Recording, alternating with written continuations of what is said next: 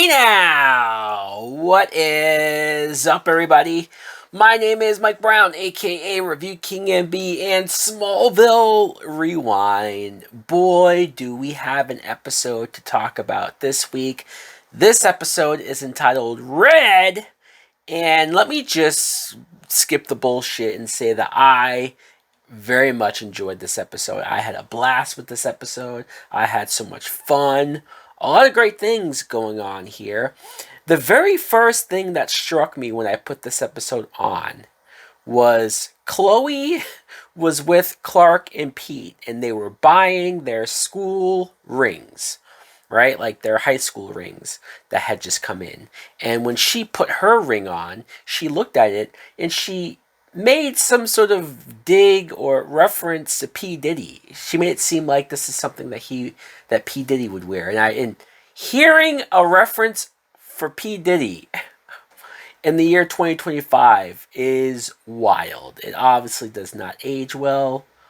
But I guess you could argue that Chloe Sullivan, that's also hard to watch that actress given everything that came after the fact. She's still great though. You'll never hear me say a bad word about Chloe the character, and also Allison Mack's performance, right? You've never heard me say anything bad about that. So Clark, of course, puts on this ring, and this ring has this red diamond in the middle of it, so you don't think much of it until he puts it on. And you see quickly that it has this effect up his arms. It's like it's infecting his veins almost. You see his eyes, and he just has this red eye effect. And it's weird how he looks like he's getting some sort of adrenaline rush, or it's a feeling that he's clearly enjoying, right? And at the time, you don't know what's going on. At the time, you're just like, what could be and is affecting him? How is it affecting him? You cut to Lana giving a tour of the school to this new girl, Jessie, and she's talking to her. Jessie notices Clark and calls him the hot boy or something. I love how, like, new people that come to the schools, they look at our characters like a Clark or a Chloe, and they go, wow, those people are hot or attractive or whatever. But for everybody else at the school, they look at them like they're losers, or they're geeks, or they're people to bully. It's quite hilarious. And Lana has this interesting reaction to that, maybe a little jealousy. And then you see that the new principal. So this is the first time that we're seeing the guy that's replacing Principal Kwong. So he comes in and he says, oh, I don't like your outfit, Jessie, new girl. You're going to have to get suspended or leave or to change. And Red K. Clark sees this, and he goes over to them. And he not only defends Jessie by saying, hey, she looks hot, and your school policy on outfits sucks. And the whole time, of course, everybody else is reacting and they're shocked, and even Lana's like, what the fuck? And the principal, I'm fully expecting the principal to say, all right, that's it. My detention or after school or you're suspended, something along those lines. No. The principal just says, all right, well, get to it. Get to class. He takes the abuse from Clark Kent. Now, you could argue that it's because no one's expecting somebody like Clark Kent to say something like that. But what Clark said was so out of pocket that it's like, wow, I cannot believe he just accepted his verbal abuse. Then we cut to some random scene of some random agent who is like interrogating this kid in a bathtub. He's trying to get information about this Jessie girl that we just met. He claims that they're fugitives, her and her father. He needs to find them. And when the kid gives up some information, this agent throws a radio or something into the tub, electrocutes and kills this kid. And I just thought, what the fuck? Like everything else, and especially now that I've watched the full episode, everything else about this episode is great, is top tier. Everything concerning this agent, everything about this agent trying to find Jesse and her father, trying to go after them, and you find out it's because they have this disc, and the discs are worth money, and so the agent's actually corrupt, and he's trying to maybe kill them and get the like. All of that is unnecessary. It's wasted screen time. It's wasted scenes that we did not need at all. We could have just kept this focused on Clark. Clark going bad and how that affects everybody around him. So you jump to Clark, who, like you say, he's very different now, and it was hilarious to watch. Like when Lana goes up to Clark, Clark just flat out says he's checking her out, that he thinks she's hot. Like he's saying all these things that normal Clark would never say, and it's more so Lana's reaction of like, what the fuck? Like she doesn't even really say anything out loud. She doesn't verbally like scold him or verbally even show that she likes it. She just looks confused. And I kind of like that because she just doesn't know what to say or what to think. And she just sort of pretends like it didn't happen and tries to continue on or bring up something else. And of course, over time, it gets worse and worse. But that was all very wild, especially the way Pete was like, wow, Clark, like you didn't give a fuck there. You just kind of went for it. Clark goes home and he's sort of showing off his new attitude to the parents. It's funny when Jonathan says to him, when he sees that Clark bought the ring, and Jonathan says, hey, I thought, it was a better idea not to buy the ring. It's a waste of money. And even though Clark is being a dick, I will give Clark this. It is his money. It's his chore money or whatever money that he's earned, probably working on the farm or whatever.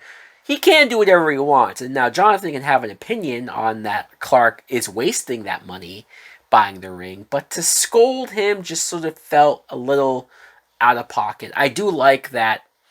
Obviously, he's coming from a good place. I do like that Martha showed that she disagreed. She did, like, not in a antagonizing way. She just said that, hey, it's his choice. It's his money. Let him do that. And she also brought up how Jonathan, when he was younger, bought a motorcycle against his father's wishes. And so I like that scene for all of those reasons. Clark then goes to meet up with Pete, Lana, and Chloe, and they're supposed to study. In this scene, Clark uses his X-ray vision to check out Lana and Chloe. Like he's looking at them naked. He says to Pete, hey, did you know that Chloe has a birthmark on her cheeks? And Pete goes, no, she doesn't, because obviously you're thinking about her face. Until Clark says, no, not those cheeks. And Pete's like, what the fuck? Dude, what are you doing here? Like, that's so effed up. And it's kind of wild. I know Clark is influenced. I know Clark is not acting like himself. But when you get to the end of the episode and some of the stuff that is said, maybe there is a part of Clark that does want to use his X-ray vision for stuff like this, or to check Chloe out. And also Clark is talking about wanting to go to this bar that apparently sells beer to underage kids, to teenagers. I'm like, what the fuck is going on in Kansas? Clark runs up this credit card bill. Jonathan gets a phone call from the companies asking if they approve these charges. And then they go to the barn.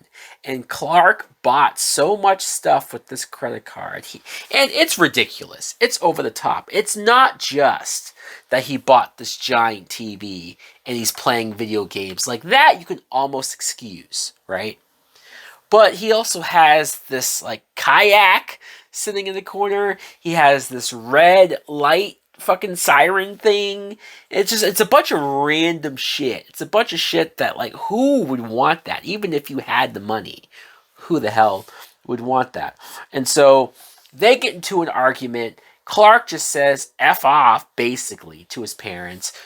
Cool effect of him jumping out of the barn. He goes onto his motorcycle, so I guess he bought a motorcycle as well. And he drives off. And I definitely felt a certain way. As much as I love this episode, as much as I enjoyed the episode, and as much as it was fascinating to see Clark act the way that he was, so out of character, it was also nerve-wracking and also uncomfortable for me to watch him talk to, especially his parents. I felt so wrong and so bad for Jonathan and Martha for all the things, the type of things that Clark was saying to them in this scene and even later on. So as Clark is driving, he runs into the Jessie girl. Jessie's arguing with her father about something, and so Clark picks her up on the bike, drives her to the school. Everyone at the school sees Clark being like a badass with this chick on his bike. Lana, once again, has a little reaction to it. She even says to Clark, like, whoa, you're being a little different here, Clark. And Clark's like, oh, don't worry, Lana. Just say the word and you can have a ride next. Or something like that. And once again, Lana's like, what the fuck? She just looks around like, huh? What? And then I love that Jonathan shows up and he goes to talk to Clark. And Clark says, anyways, not now. Like, I didn't mention Tom Welling. As much as we've been seeing his normal performances as Clark, as the good guy Clark, as the guy who's always refraining from saying his true feelings, seeing him just not give a fuck was pretty hilarious and also great to see him as an actor get to stretch those probably new found ways of acting, right? And so he blows off his father. He says, go away. Jonathan grabs him by the arm. Clark shoves him so hard, I almost feel like the car door, the truck door, stopped him from going further. Luckily, nobody else, no other kids see it, though. Pete, I like that Pete went to check on the father. And then you get a scene where Clark goes to the Talon, talks to Lana, basically says, hey, I'm down. Like, forget all of this BS. I'm down to be honest with you about everything completely, right? And she goes, everything? And he goes, yeah. And I love that her first question is, so what happened with the tornado? What happened that day? And Clark smirks and laughs and goes, we'll get there. And I'm like, God damn it. You said you would tell her. Tell the truth. Fucking the writers, were like, we can't do this now. At least they had a moment to acknowledge it, but he bypassed it. He said that he wants to take her out on a date instead. He has feelings for her. He's always had feelings for her. She just seems sort of like she doesn't know what to make of this, right? And then he just kisses her. Like, and it's not just a regular kiss. Is this the first time these two have kissed? Because this was like a hardcore, intense makeout. And Lana it's not like she's being forced to kiss him. She does seem into it. And then Clark is like, all right, well, I'm going to pick you up. Cut to Chloe investigates the rings. And she discovers that the rings are fake. They're not made of the red diamonds that they were supposed to be. They're actually made from meteor rocks. And I like that Pete's like, Chloe, meteor rocks are green. And she's like, well, these are red. And Pete, because Pete knows the secret, he has this reaction of like, oh, fuck. That's why it's going on. Chloe not being in the know on the secret, not knowing Clark's secret, actually made her, in this episode, feel like the Pete role of she was in the background. She's only in a couple scenes. Pete sort of is more, at least more than he usually is, in the forefront of like, hey, he knows. He now just figured out what's going on with Clark. He goes and talks to Jonathan and Martha about what's going on. He later on is helping them try to save Clark. So a lot more Pete scenes going on here. And Clark goes to the mansion, Lex's mansion. He asks to borrow the Ferrari, which blew my mind. See, even though I have seen this once before, I don't remember a lot of the beats that happened. Like, when I saw the name of the episode, I knew what was going to happen as far as, like, he gets the red kryptonite for the first time. But a lot of these moments and a lot of these beats I don't remember. So when this happened, I was surprised. I love that Lex notices that Clark is wearing expensive clothes, different types of clothes. He even says to him, like, what's really going on here? And I like that Clark even says something along the lines of, something about him driving the Ferrari. He's not going to drive the Ferrari off a bridge. And he smirks. Like, he makes a joke about basically how they met and how Lex almost died. Right? Like, original Clark would never have said something like that. Even Lex is sort of like, wow, all right. But he lets him borrow it. And so Clark takes the Ferrari. And then on this date with Lana, he takes her to that bar where they're openly serving teenagers beer. And even he goes, hey, do you want a beer? And Lana's like, no, what the fuck? And then she just wants to leave. She's like, let's go somewhere and talk. And then the Jessie girl happens to be there. Jessie goes up to Clark and says, hey, let's dance. And Clark looks over at Lana, looks back at Jessie, and says, all right, let's dance. And he starts dancing with Jessie in front of Lana. Lana's just standing there, probably feeling like an asshole right now. And then they even go to kiss, and Lana's like, all right, fuck this, I'm leaving. I kind of hated Clark at that moment. And even if it's like, oh, well, he's influenced, he's infected, this isn't really him. Or apparently it's a part of him, right? You get to the end of the episode, and according to Jonathan and Clark, when they talk about all of this, like, there's a part of him deep down that wants to do this, or that feels this way, or I don't know. There's a part of him that wants to fuck around with Lana and then kiss other girls in front of her. Like, I don't get any of this. It's weird. After Lana leaves, a bunch of guys in the bar like start a fight with him, and he just openly shows his powers. Like, he's throwing guys across the thing. The bartender has a baseball bat that he uses, but Clark heat visions it on fire. And I'm sitting here like, how is everybody not freaking out that he just lit that bat on fire with his eyes? And then he just continues to, he takes chairs to the back, doesn't react to it. I'm like, this is crazy. Too many people are seeing this. We're lucky this is pre-cell phones, because this would be everywhere in about 20 minutes. So Jesse's like, we gotta go. I can't be around when the cops get here. And so they say that they're gonna go run away. Okay, sure. So Clark goes back home. He packs a bunch of clothes.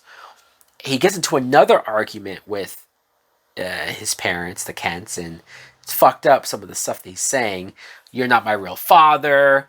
I don't like not being rich. I can go off and make all the money I could. You're stifling me here. You're keeping me here, holding me back from what I can do. I'm like, what the fuck, dude? Very hurtful, very wrong. Clark goes back to the mansion and tells Lex, I'm going to keep the Ferrari a little longer. I'm running away, blah, blah, blah. And I love how Michael Rosenbaum plays this as Lex. Because he immediately knows something's wrong. He doesn't know what, but he can, obviously, it's obvious. But the way how he plays it of like, well, I want to run away too, Clark. Like, I hate that my father's here, he's blind, and he's being a pain in the ass. How about we both run away together? And Clark's like, fuck yeah, right?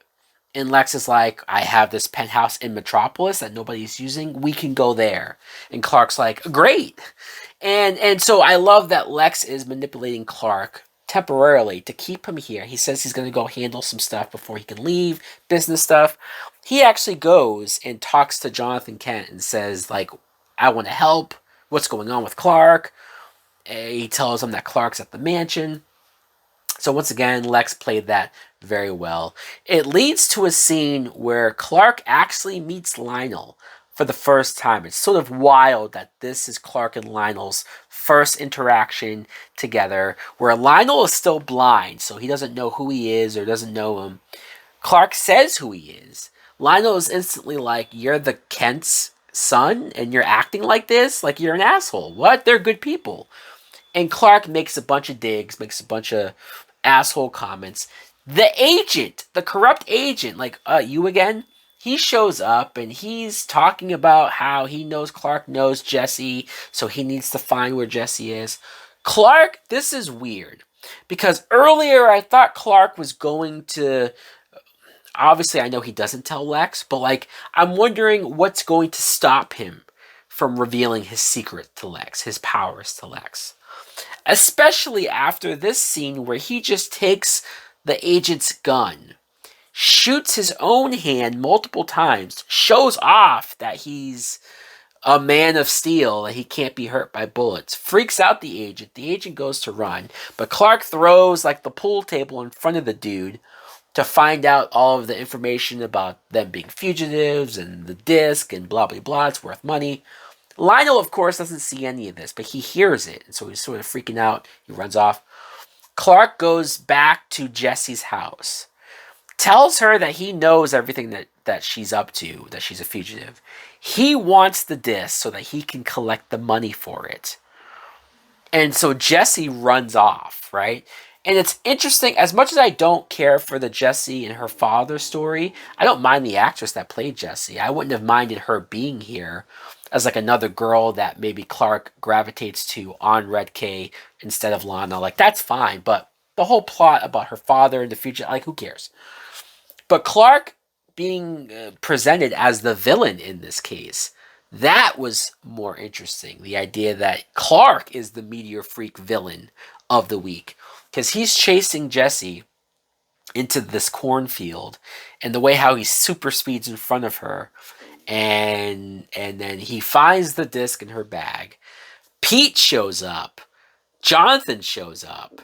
Pete opens the box with the green kryptonite, weakens Clark. Jonathan has a sledgehammer and he destroys the Red K ring.